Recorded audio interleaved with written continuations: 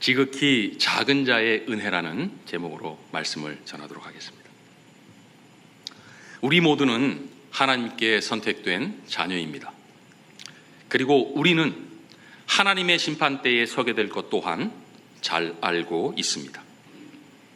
그 심판대에서 여기 계신 우리 모두는 주는 그리스도시요 살아계신 하나님의 아들임을 믿는 믿음으로 말미암아 구원받게 될 것임을 믿습니다. 아멘.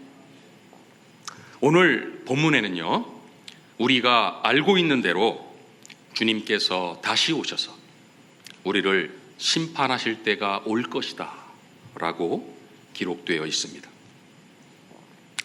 그런데 우리를 심판하는 기준이 무엇입니까? 마태복음 25장 40절과 45절 말씀을 다시 한번 읽겠습니다. 시작. 임금이 대답하여 이르시되 내가 진실로 너희에게 이르노니 너희가 여기 내 형제 중에 지극히 작은 자 하나에게 한 것이 내게 한 것이니라 하시고, 45절 말씀입니다. 시작. 임금이 대답하여 이르시되 내가 진실로 너희에게 이르노니 이 지극히 작은 자 하나에게 하지 아니한 것이 곧 내게 하지 아니한 것이니라 하시리니. 아멘. 다 잘 알고 있는 말씀이시죠. 주님께서는 내 형제 중에 지극히 작은 자 하나를 사랑으로 돌보고 섬겼는지를 보시고 판단하시겠다라고 말씀하고 계십니다. 지극히 작은 자란 누군가의 돌봄과 섬김이 없다면 삶을 유지하기 어려운, 너무나도 연약하고 가련한 자란 의미입니다. 세상의 관점에서 보면 누군가의 도움이 필요한 지극히 작은 자는 소외당하고 홀대받고 외면당하는 존재입니다. 그럼에도 왜 무엇 때문에 주님께서는 누구보다 중요한 존재라고 말씀하시는 것일까요? 첫 번째는요, 복음은 심령이 가난한 자에게 전파되기 때문입니다.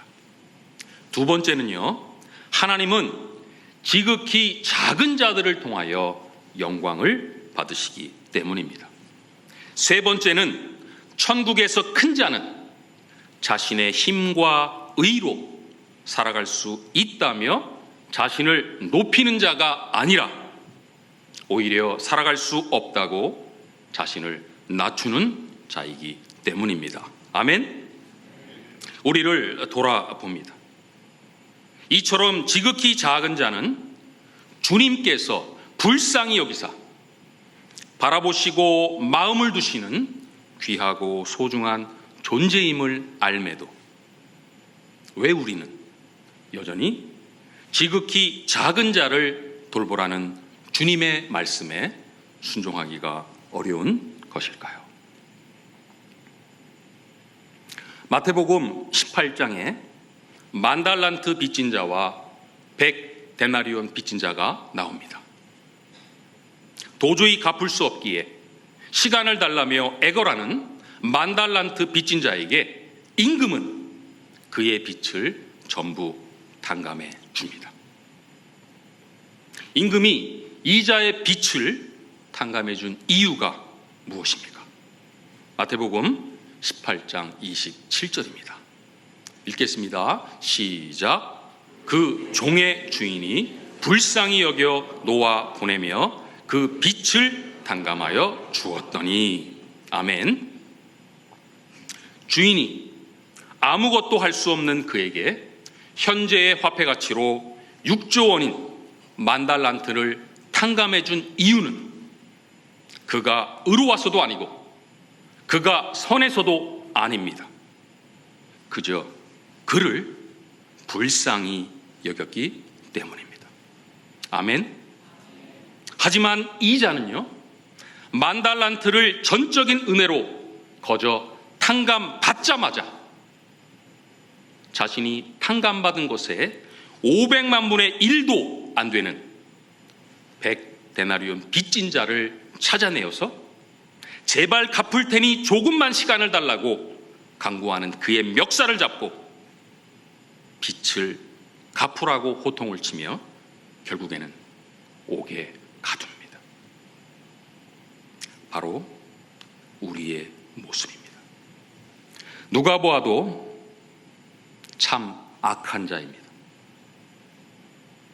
왜 우리 모두는 만달란트를 탕감받은 자의 이 행함이 악하다고 생각합니까?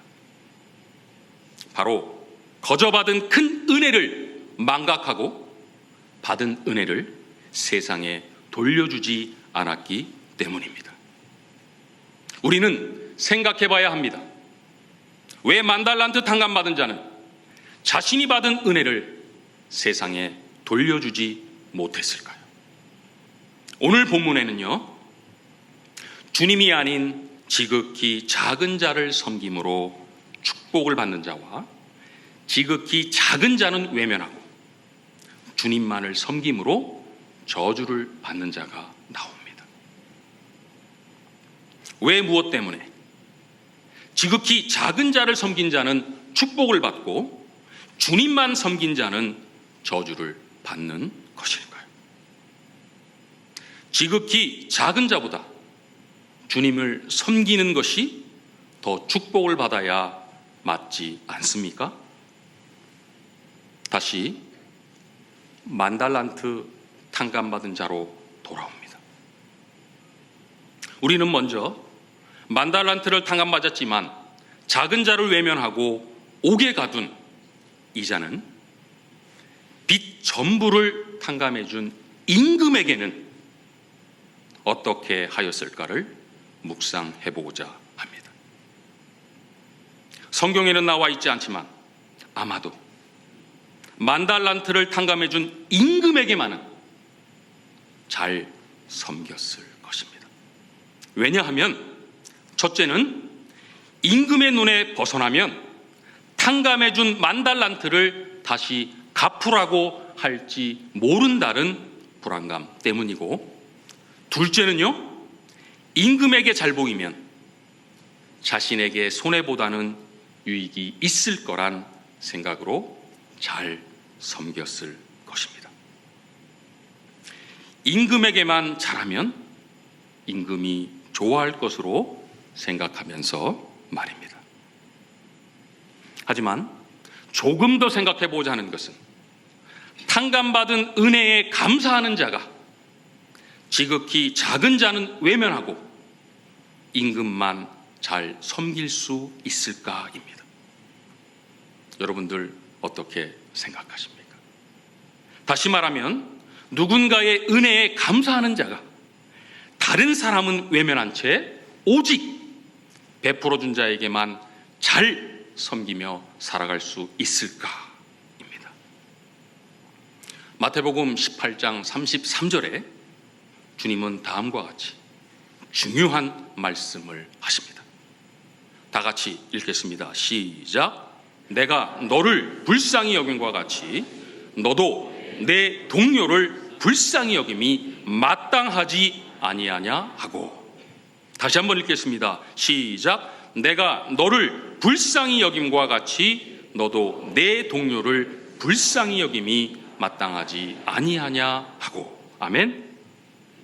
이 말씀은 내가 너를 불쌍히 여긴 것을 기억함으로, 잊지 않음으로 내가 너를 불쌍히 여긴 것처럼 너 또한 작은 자를 불쌍히 여기는 것이 당연하고 마땅하고 옳다라고 말씀하고 계신 겁니다. 여기에서 우린 중요한 한 가지를 깨닫게 됩니다.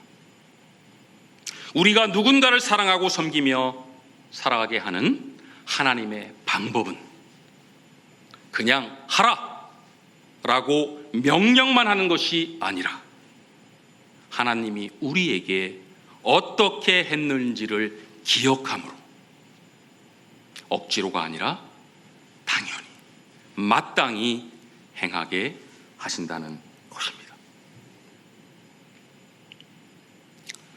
우리가 할 수 없는 것을 주님께서 행하는 것이 마땅하다, 당연하다라고 말씀하셨을까요?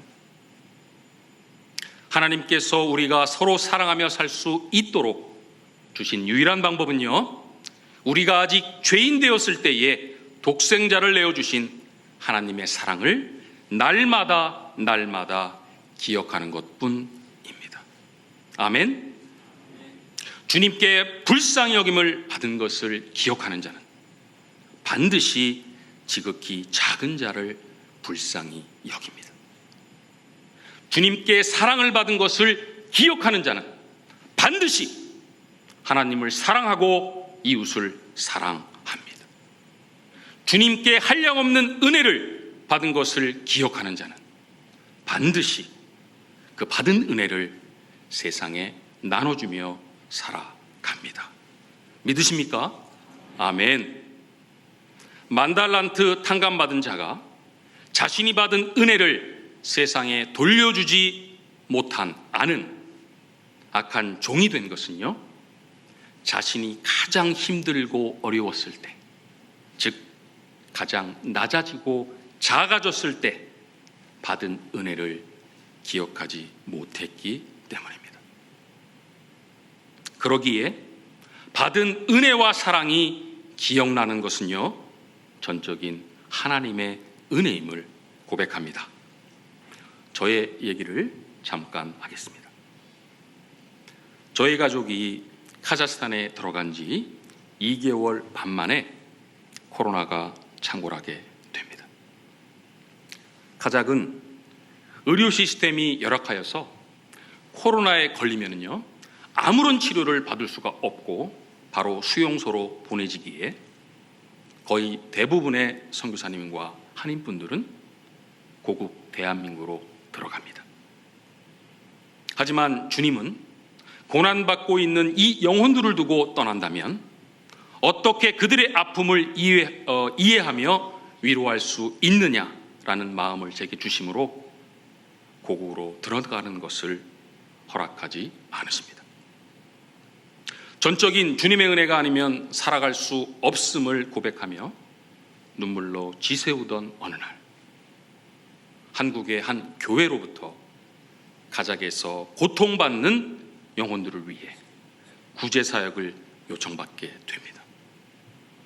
저에게 요청하기 전에 카자흐에서 사역을 잘하시는 선교사님 몇 분께 요청을 드렸지만 한국에 계시거나 너무나도 위험한 코로나 상황이기 때문에 할 수 없다고 하셨다며 제가 카자흐에서 사역한다는 생각이 나서 급하게 연락을 드렸다는 것입니다.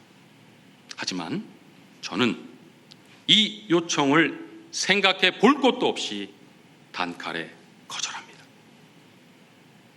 왜냐하면 그 당시에 저는 오자마자 발생한 코로나로 인해서 혼자서는 아무것도 할 수 없는, 언어도 못하고 카자흐도 모르고 사역할 차도 없고 구제사역을 해본 적도 없으며 무엇보다 코로나에 대한 두려움이 너무나 커서 누군가를 만난다는 것은 상상할 수도 없던 구제사역에 가장 적합하지 않은 선교사임을 누구보다 잘 알고 있었기 때문입니다. 하지만 저의 거절에도 하루만 기도해보고 결정하면 어떻겠냐는 말에 기도를 하기 시작합니다. 바로 그때 주님께서는 제가 가장 힘들고 고통스러웠던 그저 눈물로 주님만을 찾던 이전의 모습을 보여주십니다. 37년간 오직 자신만을 믿고 살았던 저를 주님이 찾아오셔서 처음 만나주셨던 그때, 막내 상현이가 4살 때 소아 당뇨라며 평생 인슐린을 맞고 살아가야 한다는 진단에 울부짖던 그때, 주님께 선교사로 부름받아 회사를 그만두고 간 신대원에 3년간에 가난했던 그때, 인도네시아에서 아내가 원인 모를 진물이 온몸에 퍼져서 서로 부둥켜 안고 울부짖던 그때, 가려했던 러시아가 막혀서 눈이 펑펑 내리던 12월 한겨울에 온 가족이 가작의 짐 8개를 가지고 나그네처럼 도착했던 그때를 또렷하게 기억나게 하십니다. 그리고는 나는 네가 굶주리고 헐벗고 나그네 되고 애통해할 때 단 한 번도 너를 떠나지 않았고 너를 바라보았으며 너의 눈물을 닦아주었고 너와 함께 했단다. 내가 너를 사랑한 것 같이 이 땅에 굶주리고 헐벗고 애통해하는 많은 영혼들 또한 나는 사랑한단다 라는 말씀을 저에게 주십니다. 이에 주님은 저를 순종하게 하셨고 어려운 가정을 방문하게 하십니다. 그러던 중 며칠 전에 코로나로 둘째 딸이 죽고 과부인 큰딸과 어린 손자와 사시는 한 할머니를 만나게 하십니다. 먹을 것이 없어 하루에 한 끼를 먹으며 지내던 이 할머니는 저를 보자마자 손을 잡고 며칠 동안 코로나로 숨진 둘째 딸이 꿈에 나와서 하나님이 사람을 보낼 거야 라는 말을 했는데 오늘 당신이 왔다며 당신은 하나님이 보낸 자라 라며 하염없이 우시는 겁니다. 그리고는 온 가족이 3일을 견딜 수 있는 마지막 남은 양식인 돌처럼 딱딱 깨진 빵 하나와 차 한 잔을 내어줍니다. 저는 도저히 먹을 수 없는 돌처럼 굳어진 새까만 그 빵을 손에 쥐고 자신의 안위를 걱정하며 이들을 외면하라 했던 자신을 회개하며 얼마나 울었는지 모릅니다.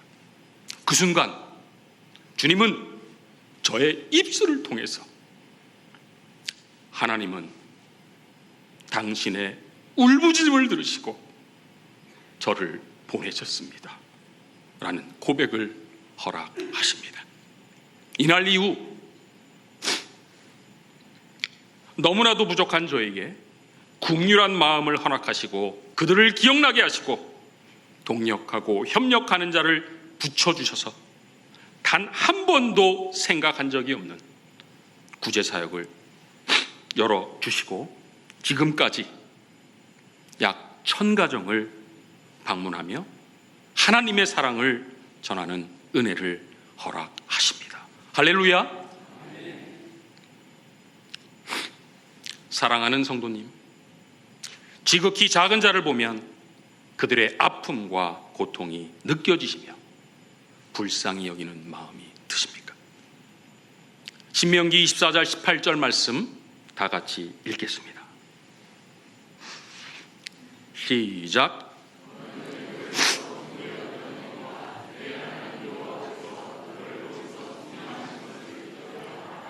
이러므로 내가 내게 이 일을 행하라 명령하노라. 아멘. 죄송합니다. 모세는 죽기 직전 이스라엘 백성들에게 애굽에서 종되었던 일과 하나님이 출애굽하여 감사합니다.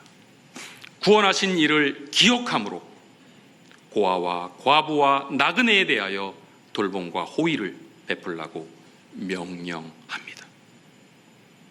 만약 작은 자를 보고도 긍휼한 마음이 들지 않는다면 이전에 자신이 아무런 소망 없이 죄의 종으로 죽음의 그늘에서 울부짖던 그때와 이 울부짖음을 들으시고 독생자를 내어주심으로 죽음에서 영원한 생명으로 건져주신 하나님의 구원의 은혜를 기억함으로 순종하라는 이 명령의 말씀을 단 한순간도 잊지 않기를 소원드립니다. 이제 우리는 깨닫게 됩니다. 남의 유익을 위해 자신의 가장 소중한 것을 내어주는 사랑에 순종하기 위해서 아무런 자격 없는 자신에게 베푸신 하나님의 그 크신 사랑과 은혜를 기억할 때에만 주어지는 은혜인 것입니다. 아멘. 이제 여러분들에게 도전합니다. 죄의 종으로 아무런 소망 없이 울부짖던 그때를 얼마나 기억하며 살아가십니까? 우리의 울부짖음을 들으시고 독생자를 찢겨 죽게 하심으로 구원하신 하나님의 사랑과 은혜를 얼마나 기억하시며 살아가십니까? 자신의 자금과 하나님의 크심을 날마다 기억하며 가정에서, 일터에서, 어느 곳에서든 다른 사람의 생명을 구하는 일에 선하게 쓰임받는 여러분들이 다 되시길 주님의 이름으로 축원드립니다. 여러분 주변에 절실히 도움이 필요한 영혼이 있다면 외면하지 마십시오. 주님은 지극히 작은 자를 외면하고 하나님 말을 섬기는 자를 죄라고 말씀하고 계심을 기억하시길 소원드립니다. 하나님의 사랑과 은혜를 기억하는 자는요, 반드시 하나님을 사랑하고 이와 같이 이웃을 사랑합니다. 하나님과 이웃은 하나이며 절대로 분리될 수 없습니다. 하지만 우리가 명심해야 할 것은 하나님의 사랑과 은혜를 기억하지 못하는 자도 자신의 유익을 위해 도움이 필요한 작은 자는 외면한 채 하나님만은 잘 섬길 수 있다는 것입니다. 제가 서두에 지극히 작은 자는 누구의 도움과 섬김이 없으면 살아갈 수 없는 자라고 말씀드렸습니다. 우리 모두는 하나님의 은혜가 아니면 단 한순간도 살아갈 수 없는 지극히 작은 자임을 고백합니다.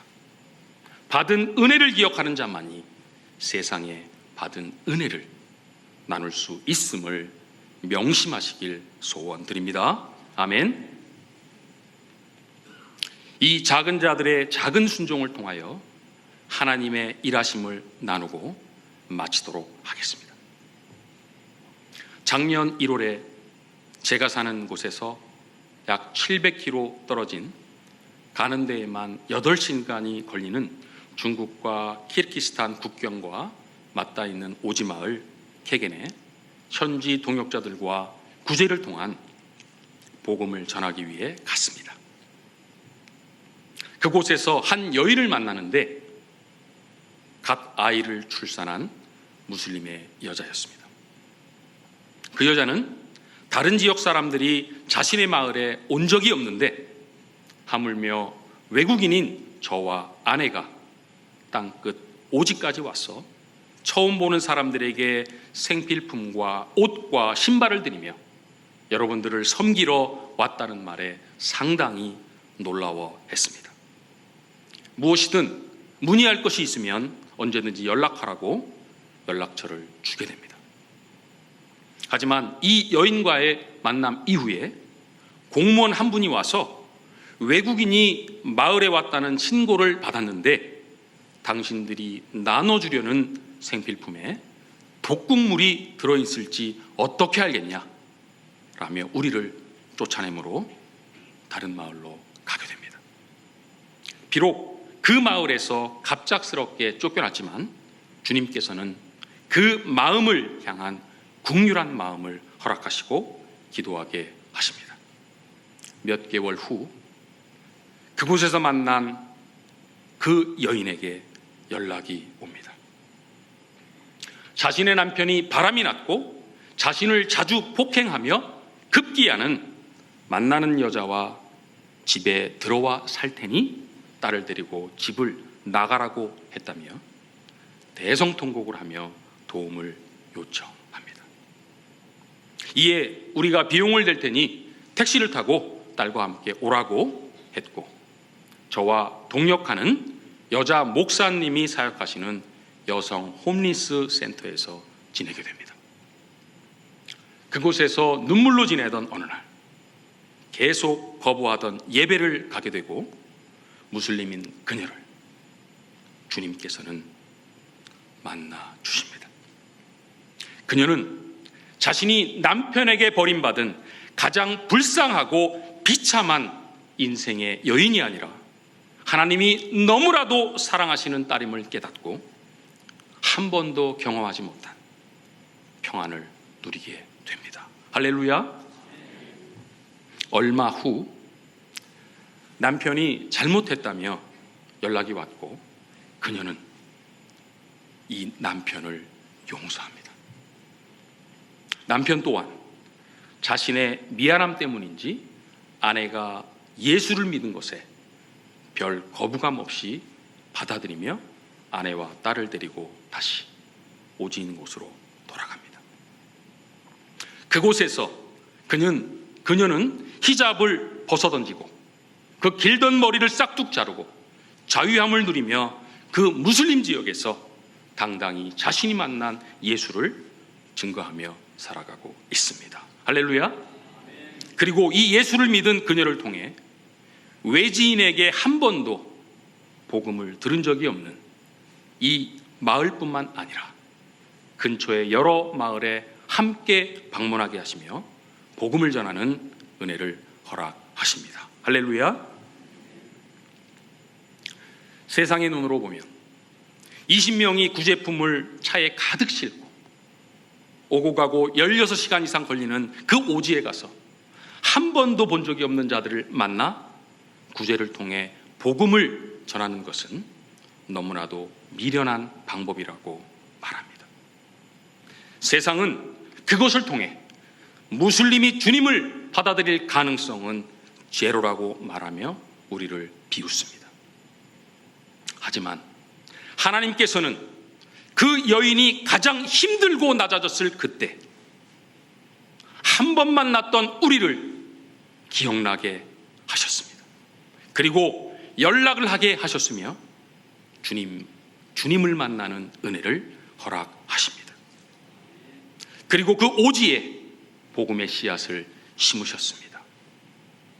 오직 연약하고 작은 자를 사용하시는 여호와의 열심히 이 모든 것을 다 하셨음을 고백합니다. 아멘. 요한일서 4장 7절 8절 말씀 읽겠습니다. 시작. 사랑하는 자들아 우리가 서로 사랑하자.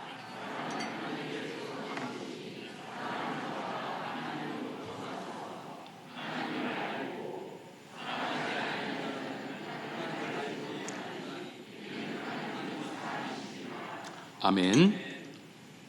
이 말씀은요, 주님께서 저희 가족이 처음 선교지로 나갈 때 주신 말씀입니다. 하나님은 사랑이십니다. 맞습니다. 하나님은 사랑이십니다. 그러기에 하나님의 사랑과 은혜를 아는 자는 반드시 하나님을 사랑하고 이웃을 사랑합니다. 믿으십니까?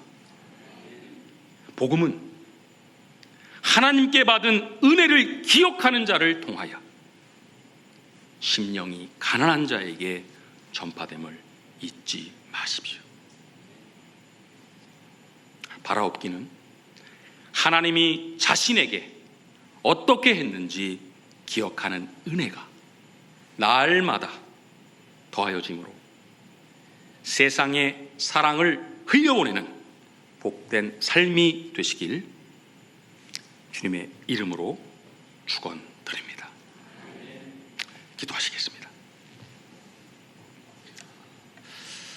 사랑과 은혜의 하나님, 너무나도 귀한 주님의 몸된 광천교회에서 함께 신앙생활하고 하나님이 바라보시는 그 표대를 바라볼 수 있도록 은혜를 허락하심에 감사드립니다. 주님 말씀하셨습니다. 지극히 작은 자 하나에게 한 것이 바로 나에게 한 것이시라. 지극히 작은 자를 외면하지 말게 하여 주시고 늘 하나님께서 주신 그 사랑과 은혜를 기억함으로 세상에 당당히 승리하는 우리 모두가 되게 하여 주시옵소서. 감사드리오며 예수 그리스도의 이름으로 기도드렸사옵나이다. 아멘. 네, 제가 사역 보고를 잠깐 하겠습니다. 네, 그 PPT에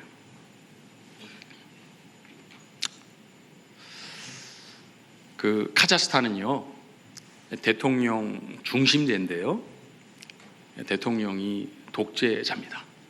대통령은 대통령인데 독재자고요. 91년도 12월 달에 소비에트 연방에서 독립하게 됩니다. 인구는 한 2천만 명 정도 되는데요.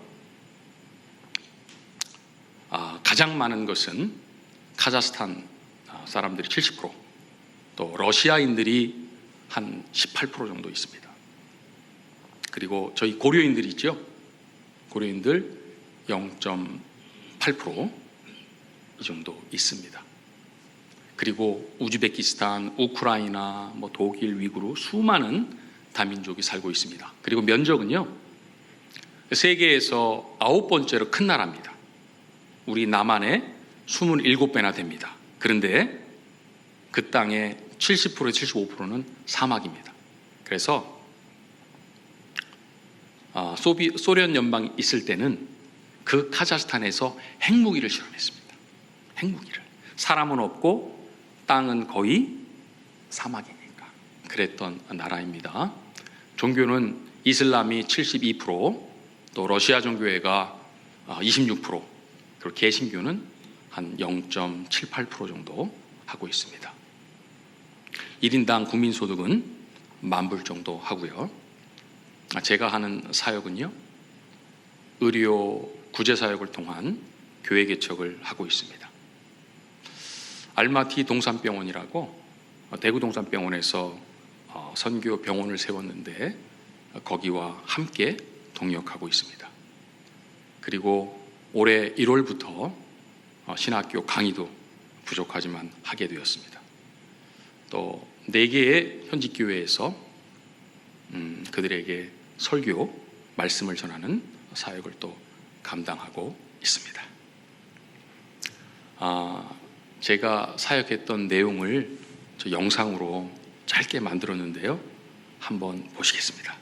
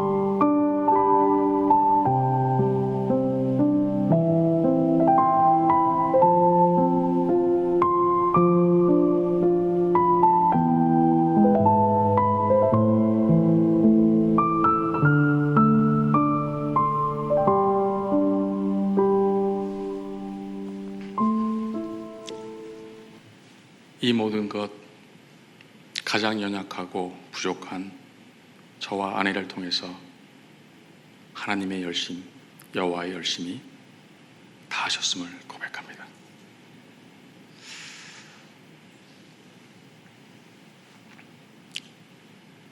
제가 이제 기도 제목은 목사님, 기도 제목 3가지가 있습니다. 지금 이제 저희 아들 도현이가 인대 재생 수술을 어저께 했고요. 회복 중에 있습니다. 그래서 속히 온전히 회복될 수 있도록 기도 부탁드리고요. 2번째는 지속적으로 구제사역을 할 수 있도록 동력자와 협력자들이 채워지도록 기도 부탁드립니다. 그리고 3번째는 새로 시작하는 신학교에서 강의와 현직교회 말씀사역을 통해서 함께하는 현지인들에게 주님을 온전히 깨닫는 은혜가 있기를 함께 기도해 주십시오. 감사합니다.